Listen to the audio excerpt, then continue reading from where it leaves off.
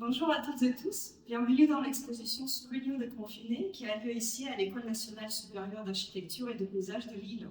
Moi je m'appelle Ekaterina Chamova, je suis doctorante au LACT et enseignante à l'école et j'ai co-organisé cette exposition avec mes collègues Benjamin Delaunay, lui aussi doctorant et enseignant, et Caroline Bauer, chercheuse au LACT et maître de conférence en histoire d'architecture. Pour commencer, je voudrais revenir sur l'idée de cette exposition qui m'est venue il y a plus qu'une année, pendant le premier confinement que nous avons tous vécu au printemps 2020. C'était une période assez particulière pour nous tous, c'était une période contraignante, autant du point de vue de temps et de l'espace que du point de vue de la relation que nous avions. Cette exposition cherche alors à présenter les travaux des doctorants, des enseignants, des chercheurs, des administratifs de l'école qui, eux, font un retour sur cette période insolite où la question de la contrainte a pu servir comme un déclencheur de l'énergie et de l'inventivité et a pu être transmise par les moyens expressifs et plastiques. Alors cette exposition donne un aperçu sur ces vécus particuliers pour chacun et qui en même temps donne une vision générale et partagée de ce temps vécu et de notre attention réinterrogée à soi-même et au monde. Dans cette partie de l'exposition, nous avons une séquence des œuvres qui travaille surtout la question de l'objet, par exemple avec ces meubles produits par Sébastien Frémont à partir de chutes de bois et des matériaux récupérés, ou encore l'horloge pour dyslexique produit par Vincent Ducatez, ou alors ces dessins d'autres Quiquenois pour lesquels elle a utilisé le papier craft qui lui restait de ses cours et où elle a fait figurer les portraits de ses amis et de ses proches. Dans cette partie de l'exposition, nous avons des œuvres qui travaillent les questions du temps et de la relation au vivant. Par exemple, ce travail de Geoffrey Galland atteste d'une attention portée à son cerisier, où il a pris le soin de récupérer ses fleurs, de les sécher et de les composer dans une œuvre. De l'autre côté, nous avons le travail de Caroline Bauer, qui a passé son confinement sur la côte atlantique, où elle a récupéré les algues sur la plage, et ensuite elle a mis son temps et son attention pour les sécher de manière à ce qu'elles gardent leur couleur et aussi le mouvement qui leur a été donné par la nature.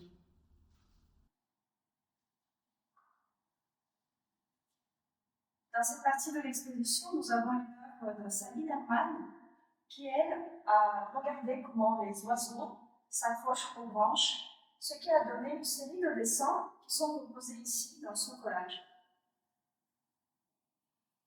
Ici, nous avons une œuvre de Noir Bouzereau qui s'appelle Hostile et qui représente ce personnage féminin qui se tient en équilibre précaire sur un rocher face à la mer et qui sert comme une métaphore de temps vécu et de son indétermination. Enfin, dans cette partie de l'exposition, nous avons une œuvre de Pierre Lebrun, cette sculpture en fibre d'aluminium qui représente un espace réduit, qui travaille la question de la relation à l'espace externe, mais également à l'espace interne de cette œuvre, en laissant passer l'air et la lumière. Dans cet espace sont présentées les peintures à l'acrylique de Philippe Louguet. Le peintre travaille à travers ce qu'il appelle le moine aveu, ce qui lui permet d'accéder à la pure peinture. Son travail revêt un questionnement sur ce que l'aspect matériel de la peinture peut nous révéler de l'immatérialité de ce monde, et ce, à travers les textures, les couleurs et les matières. L'espace vidéo de cette exposition propose de visionner une capsule vidéoludique de Rosanne Le Breton qui cherche à explorer la relation entre jeux vidéo et architecture, les tutoriels d'une réalisation d'un objet par Baptiste Auguste et Thomas Levent, où est mis en pratique le processus de création d'un objet simple avec les moyens de bord, ou encore la vidéo de la fabrication d'un banc par Sébastien Frémont. Dans ce bloc des travaux, nous avons affaire avec la question de la matière et de la matière retrouvée, comme par exemple dans cette photographie de Benjamin Delaunay, où il a révélé le mur en briques en faisant les travaux dans la maison de ses parents en Normandie, ou alors ici, la matière retrouvée dans le sens quotidien, infraordinaire, à travers les 26 défis d'Éric Monin sur son compte Instagram. Ici se trouvent les photographies que j'ai faites pendant mes balades quotidiennes le long de la Deule, et comme je parcourais toujours les mêmes trajets, j'ai appris à porter une autre attention au monde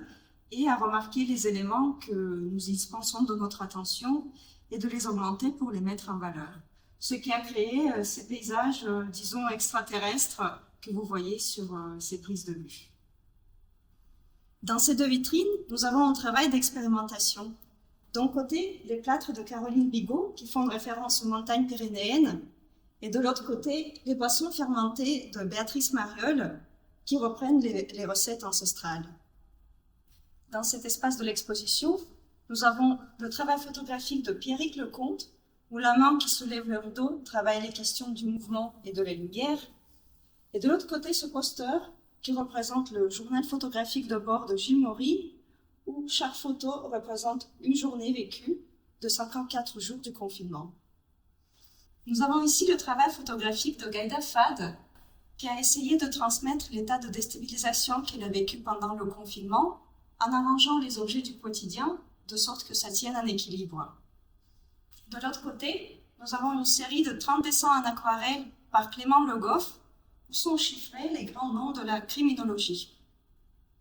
Dans cet espace d'exposition, nous avons les œuvres qui travaillent avec la question de relations. D'un côté, le poster d'Ilyas Chaoui, qui représente les captures d'écran de son ordinateur et transmettent le vécu du confinement, rythmé par les zooms, les cours et le projet. De l'autre côté, nous avons un travail protéiforme de Mélusine Panier, qui a passé le confinement en colocation dans la banlieue parisienne. D'un côté, nous avons les photographies qui représentent les scènes de vie qu'elle a pu observer à partir de sa fenêtre. Et de ce côté-là, la BD et les dessins qui portent sur la vie en colocation.